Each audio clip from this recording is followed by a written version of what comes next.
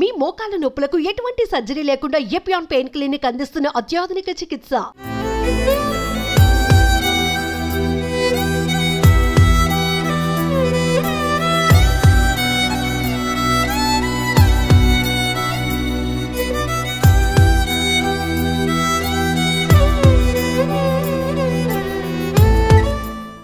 Last week మనం మాతృదేవోభవ అనాథ శరణాలయంలో William అనే ఒక ఎంసీఏ చదువుకున్నటువంటి మతిస్థిమితం లేని వ్యక్తిని చూసాము. అతనితో కూడా మాట్లాడాము. ఆ రోజు అతను షేవింగ్ చేసుకోకుండా పిచ్చి పిచ్చిగా ఉంటే మనం కూడా రిక్వెస్ట్ చేశాం, షేవింగ్ చేసుకోమంటే సరే అన్నాడు. ఆ వీడియో రిలీజ్ అయిన తర్వాత 2-3 days లోనే తనకు సంబంధించినటువంటి వాళ్ళు మా వ్యక్తే, మా ఇంటి మనిషి అని చెప్పేసి వాళ్ళ బంధువులు వచ్చారంట ఇక్కడకు. ఇప్పుడు ఆ వెనకాల తిరుగుతూ ఉన్నాడు, మీకు అందులో కనబడతాడు. అతను చూస్తే వాకింగ్ చేస్తున్నారు, అందులో ఉన్నాడు. మా వాళ్ళేనని చెప్పి సుమన్ టీవీలో చూసి వాళ్ళు గుర్తుపట్టి వచ్చారు. కానీ అతని కండిషన్ చూసిన తర్వాత వాళ్ళు తీసుకెళ్తే ఇబ్బంది పడతాం అనుకున్నారేమో, మరి మళ్ళీ వస్తామని చెప్పేసి వెళ్ళిపోయారంట. అయితే ఆ రోజు ఆ కటింగ్ విషయం మనం అడిగింది మీకు కూడా గుర్తుండే ఉంటుంది. కటింగ్ చేయించుకోమంటే సరే అన్నాడు. కటింగ్ చేసేదానికి గిరిగారు ప్రయత్నం చేసినప్పుడు ఆయన చేయి పట్టుకొని ఇలా తిప్పేశాడంట, మెల్ట్ చేశాడంట చేయిని. దాంతో ఆయనకి బోన్ ఇక్కడ కొంచెం డిస్లోకేట్ అయ్యింది. నేను అదే ఫోన్ చేసి అసలు రాగానే ఏంటి మామూలుగా ఇట్లా మేడం మీ దాంట్లో చూశారు, గుర్తుపట్టి వచ్చారు అని చెప్పగానే నాకు సరే నేను వస్తానని చెప్పొచ్చా. రాగానే చూస్తే ఆయనకి మొత్తం బ్యాండేజ్ వేసి ఉంది. ఏమైందంటే అప్పుడు చెప్తున్నారు అసలు ఎందుకు అలా జరిగింది అంటే వాళ్ళు అంతే అండి, ఇంకా చాలాసార్లు జరుగుతాయి ఎలా అని చెప్తున్నారు. ఒకసారి ఆయనతో మాట్లాడదాం మనం. నమస్తే అండి గిరిగారు. మేడం నమస్తే మేడం. అది అసలు చూస్తుంటే కూడా చాలా టైట్ గా వేసుకున్నట్టు, కొంచెం లూజ్ గా వేసుకోవాల్సి. 3-4 days అయింది కదా, కొంచెం టైట్ గానే ఉండాలి, మళ్ళీ అది జారే అవకాశం ఉంటుందని. సో లోపల కట్ ఉంది, పైన కూడా అంత టైట్ పెట్టమని చెప్పారు ఒక 2-3 days. అసలు ఏం జరిగిందండి? యాక్చువల్ గా మొన్న మీరు వచ్చినప్పుడు మాట్లాడాము. ఒక 2-3 days లో ఆయన కటింగ్ చేసుకుంటానని మీరు కూడా అడిగితే చేసుకుంటాను అన్నాడు. సో అదే విధంగా మళ్ళీ కూడా ప్రయత్నం చేసినాను, అంటే డైలీ చేస్తుంటా కటింగ్ చేయడానికి. ఆయన ఇష్టపడట్లేదు. మీరు చెప్పిన తర్వాత మళ్ళీ ప్రయత్నం చేద్దాంలే ఒకసారి అని ఆ ట్రిమ్మింగ్ మిషన్ ప్లస్ ఆ కత్తెరతో కట్ చేయడానికి ప్రయత్నం చేస్తే 1-2 minutes లోనే ఆయన స్పందించలేదు. అయినా కూడా ఖచ్చితంగా మేము ఫోర్స్ చేసినాను కట్ చేయడానికి.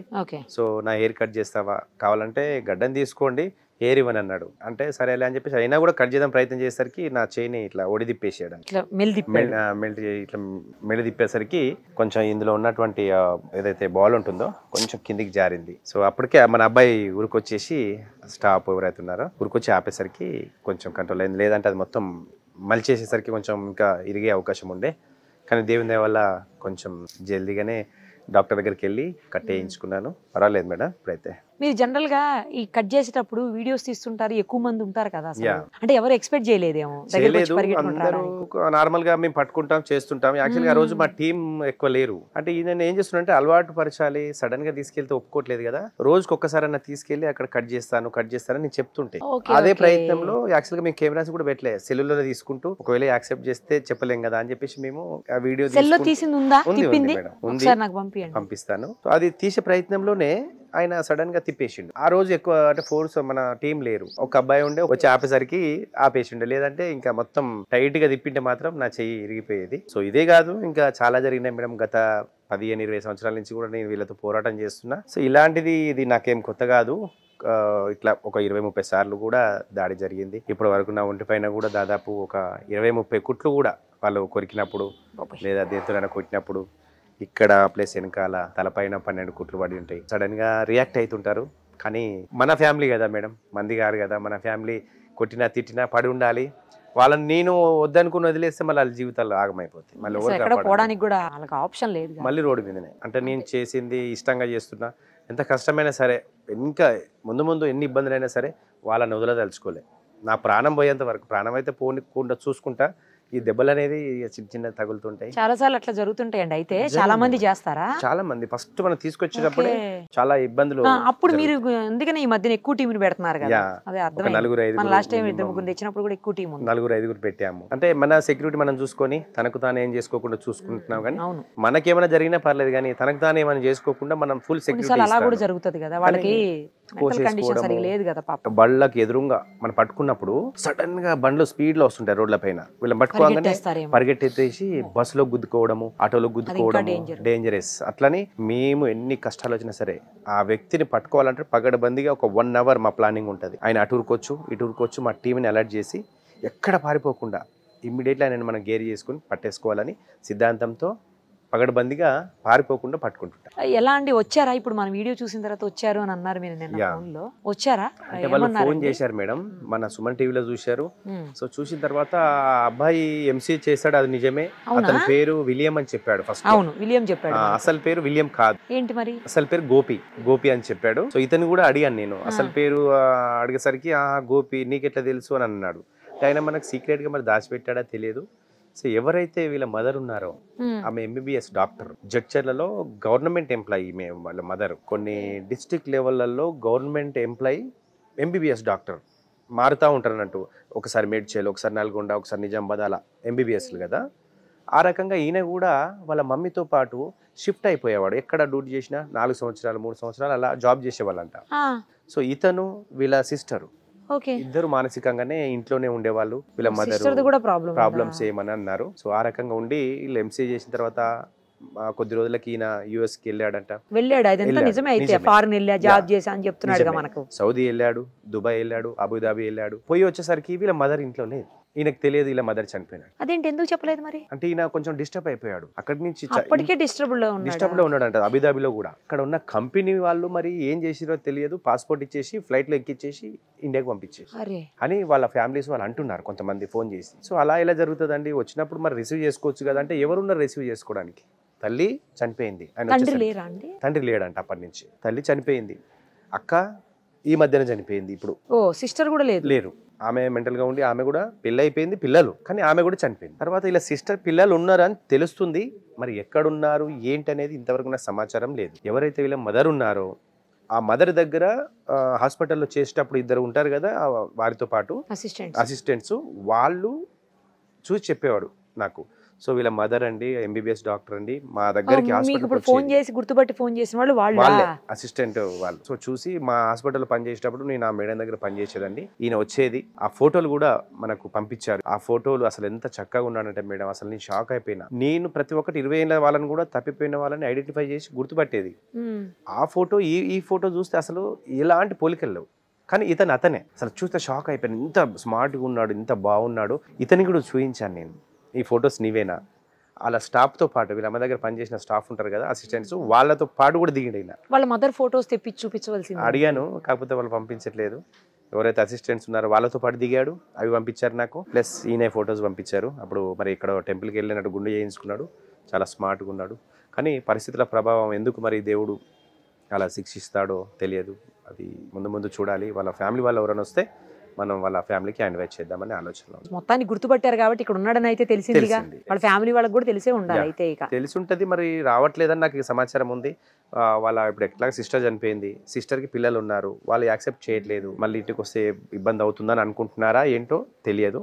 సో ముందు మనకు ఇంకా సమాచారం పూర్తి వస్తే అప్పుడు మనం వాళ్ళతో మాట్లాడవచ్చు అని ఆలోచన మేడం. మరి ఇప్పుడు కొంచెం కండిషన్ అంటే ఇలా కొద్దిగా వేరేగా బిహేవ్ చేస్తున్నాడు కదా, ఎవరన్నా కొట్టే అవకాశాలు లేకపోతే ఏమైనా చేసే అవకాశం కూడా ఉంటుంది చేస్తున్నాడు. కాకపోతే కంట్రోల్ చేస్తున్నాం మేము, టీం ఉన్నారు, ప్లస్ మెడిసిన్ కూడా ఇప్పుడు డాక్టర్ ఉన్నాడు మన దగ్గర, మెడిసిన్ వేస్తున్నాము. కాకపోతే ఏంటంటే ఒక్కొక్కసారి మెడిసిన్ వేసుకోవట్లేదు అతను. మనకి ఏంటంటే యాక్చువల్ గా గుండు కొట్టించి స్నానం చేయించి హాస్పిటల్లో జాయిన్ చేయొచ్చు కదా అంటే ఇట్లా తీసుకోరు మేడం, ఈ రకంగా ఉంటే తీసుకోరా అసలు. గుండు కొట్టించి స్నానం చేయించి నీట్గా ఉండాలా. ఇంకొకటి వీళ్ళకు అటెండెన్స్ ఉండాలా. అక్కడ హాస్పిటల్ జాయిన్ చేయాలంటే ఎవరైనా ఒకరు ఉండాలా, తీసుకుంటారు, అక్కడ జాయిన్ చేసుకుంటారు. లేదు అని అంటే న్యూసెన్స్ కేస్, మన ఆశ్రమంలో ఇబ్బంది పెడుతున్నాడని న్యూసెన్స్ కేస్ ఎఫ్ఐఆర్ చేయించి మా లిమిట్స్లో అక్కడి నుంచి కోర్టుకి తీసుకెళ్ళి కోర్టు నుంచి మళ్ళీ ఎర్రగడ్డ హాస్పిటల్లో అప్పుడు ఎవరు లేకుండా జాయిన్ చేసుకుంటారు. సో అతన్ని అంతగానం అంటే నా చెయ్యి ఒకటి ఇట్లా ఫోల్డ్ చేశాడు కాబట్టి పర్లేదు, ఇంకా ఎవరిని కూడా ఎంత ఇబ్బంది పెట్టట్లేదు. సో అంత ఇబ్బంది పెట్టేంత పనులు అయితే ఏం చేయట్లేదు కాబట్టి నేను అక్కడ పంపించలేకపోతున్నా. సో ఫస్ట్ ನಾನು చేసే స్టెప్ ఏంది, గుండు కొట్టించాలి, స్నానం చేయించాలి. 50% నార్మల్ అయిపోతారు వాళ్ళు. సో స్నానం కూడా చేయనియట్లేదు. డ్రెస్ అదే, నేను వచ్చినప్పుడు ఏ డ్రెస్ ఉందో అదే డ్రెస్ సేమ్ అదే ఉంది. ఇప్పుడు 1-2 days మళ్ళీ టైం ఇచ్చాడు. నేను చూయించానా చెయ్యి ఇరగొట్టావు కదా అంటే, లే నేనెందుకన్నాను, నువ్వే కదా ఇరగొట్టమన్నది, నువ్వే కదా చెప్పింది నాకు అని చెప్పేసి నాకే ఉల్టా అంటున్నాడు. ఇంకొక అతను కూడా కొంచెం అన్నం తినేటప్పుడు కర్రీ తక్కువ వేసేసరికి కింద ఉన్న ప్లేట్ తీసి ఈసిరేసాడు అతని పైన అదే రోజున. కానీ మారుతారు మేడం, కొంచెం టైం పడుతుంది. మనం ఇష్టంగా చేస్తున్నాం కదా, కొంచెం కష్టమైన పర్లేదు, వాళ్ళు మారాలి. జరుగుతుంటాయి ఇట్లాంటి చిన్న సమస్యలు అని ఆలోచన. కానీ వాళ్ళు వచ్చి తీసుకెళ్తే బాగుండండి, మంచిగా వస్తుండొచ్చు అనుకుంటున్నా, ఆశిస్తున్నా. సో అది మన అదృష్టం ఏంటంటే మన సుమన్ టీవీలో చూసి వాళ్ళు స్పందించి ఇట్లా మేడం అంతవరకు మాట్లాడింది ఇన్ఫర్మేషన్ కదా, తెలిసింది. ఆయన మా మనిషే, మేము వాళ్ళ మమ్మీ దగ్గర పని చేసినామని చెప్పారు చూడండి, అనిపించింది ఓకే మనకు సుమన్ టీవీ ద్వారా మరొకరిని మనం ఇంటికి పంపించబోతున్నాం, ఆయన లైఫ్ సెటిల్ అవుతుందని ఆశిస్తున్నాను మేడం. ఏ ఊరు అంటండి ఇక్కడ అంటే ఒక ఊరు అనేది లేదు, యాక్చువల్గా వాళ్ళు ఆంధ్ర ఎంబీబీఎస్ డాక్టర్, వాళ్ళ మమ్మీ ఉన్నప్పుడు తెలంగాణలో ఉమ్మడి ఆంధ్రప్రదేశ్ ఉన్నప్పుడు చేశారేమో job. MBBS doctor all జిల్లాస్కి change అవుతుండే వాళ్ళంట, ఒక్కొక్క 2 years 3 years అలా. ఒక ఊరు అనేది ఏం లేదు, ఎక్కడ జాబు ఒక 3 years ఉండాలంటే అక్కడికి వెళ్ళి షిఫ్ట్ అయ్యేదంట. కానీ మేడ్చల్లో ఎక్కువ కాలం వాళ్ళు సర్వీస్ ఇల్లు అట్లా ఏం కూడా లేవంటున్నారు. వాళ్ళ నాకు quarters తెలిసి ఇస్తారు కదా ఇతన్ని ఆయన. అడిగితే నాకు హెచ్డిఎఫ్సిలో అకౌంట్ ఉంది, ఓహో, నాకు అందులో డబ్బులు ఉన్నాయి, అవునా? ప్లస్ పొలాలు కొన్నాము, కొన్ని ఫ్లాట్స్ ఉన్నాయి, మా అక్క దగ్గర ఉన్నాయి అని అంటున్నాడు. అది ఎంతవరకు నిజం అనేది మనకు క్లారిటీ తెలియదు మేడం. ఉండుంటాయి, ఒక ఎంబీబీఎస్ డాక్టర్ అన్నప్పుడు అంతే వీళ్ళకి కదా. సంబంధించి ఉంటుండొచ్చు పాపం. కాకపోతే ఫస్ట్ మనం ఆయన మానసికంగా సెట్ చేసిన సెట్ తర్వాత అయితే వాళ్ళకు గానీ ఏమన్నా. ఇంటికి సమాచారం అందిద్దామని ఆలోచన. ఇతనికి మరి ఎవరు లవ్వరు అది అన్ని చెప్పాడు, అయినా నిజమేనంట అది నిజమే మేడం. ఇప్పుడు మనకు తెలిసిన సమాచారం ఏంటంటే 10th క్లాస్లో ఒక అమ్మాయిని ప్రేమించాడు, ఓహో, అది ఒక భాగం.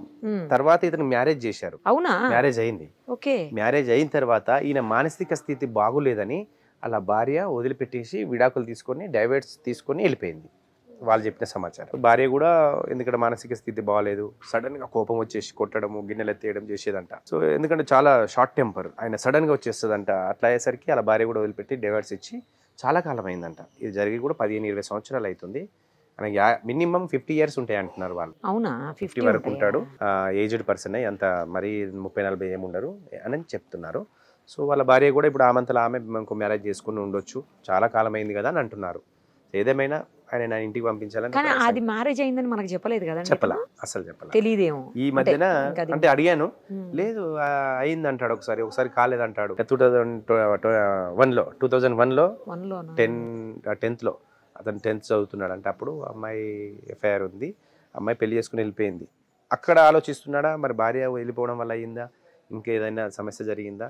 ఫస్ట్ ఆయనకి ఏంటంటే 50% నార్మల్ కావాలంటే గుండు కొట్టేయాలి, ఫస్ట్ ఆ హెయిర్ తీసేయాలి, బట్టలు తీసేయాలి, అప్పుడు నార్మల్ అయిపోతారు వాళ్ళు. ఏదేమైనా నేను 2-3 రోజుల్లో ఎంత పగడబందిగా అయినా సరే ఖచ్చితంగా. కానీ మీరు అన్నట్లు 2001లో 10th అంటే ఇప్పటికి 50 ఉంటాడండి. అదే 50 అటు ఇటు లోపే, 50 లోపే మనకు ఎక్కువ ఉండకపోవచ్చు మేడం. 40-44 16 years అనుకుందాం, ఇది ఒక 24 అంతే కదా, 40 years 42 అటు ఇటు ఉండొచ్చు. కాకపోతే మరి వాళ్ళు ఏమో పెద్దగానే ఉన్నట్టు మ్యారేజ్ అయిపోయి కూడా ఇప్పుడు 16-20 years గా వస్తుంది, అప్పుడే వదిలేసిండు అని అంటే చిన్నతనంలో ఏమన్నా మ్యారేజ్ అయిందా? 10th కాగానే బంద్ చేశాడా స్కూల్? కానీ మరి ఎంసీఏ చదివాడు అంటున్నారు, మరి ఎంసీఏ చేశాడు, అదే నేను జాబ్స్ చేశాడు అంటున్నారు వేరే కంట్రీస్ లో. మరి ఆయన దగ్గర సర్టిఫికెట్ ఇప్పుడు మెయిల్ ఐడి చెప్తున్నాడు, ఇప్పుడే మెయిల్ ఐడి చెప్తున్నాడు కానీ ఓపెన్ కావట్లేదు. ఆయన మెయిల్ ఐడిలో ఈయన డాక్యుమెంట్స్ అన్ని ఉన్నాయంట, ఒకసారి చూద్దాం ఎక్కడెక్కడ జాబ్ చేసిండు, డీటెయిల్స్ అన్ని తెలుస్తాయి అని. అసలు ఆయన date of birth, mail ID చెప్పగలిగినా మళ్ళీ దాని పాస్వర్డ్ అవన్నీ అవసరమో లేదు. కాకపోతే పాస్వర్డ్ చెప్పట్లేదు, మెయిల్ ఐడి ఒకటి చెప్తున్నాడు. ఓపెన్ చేద్దామని అదో ఏదో చేస్తే కూడా ట్రై చేస్తే కావట్లేదు. కానీ ఆయన హెయిర్ బట్టలు తీసేస్తే నార్మల్ అవుతారు ఇమ్మీడియట్లీ. కొంచెం 50% మనకు ఆయన సమాచారం పూర్తిగా వస్తుంది. వాకింగ్ చేస్తున్నారా?